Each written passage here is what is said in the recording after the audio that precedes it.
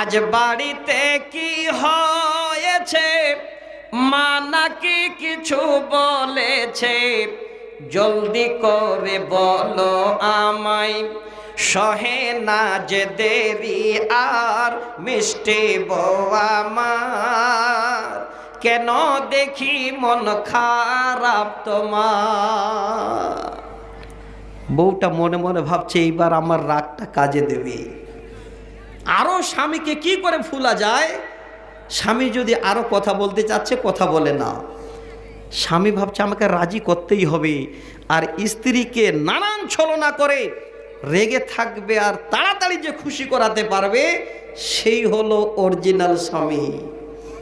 তবে স্ত্রীকে রাজি করার জন্য যত মিথ্যা কথা বলেন গুনাহ হবে না, বুঝতে পেরেছেন?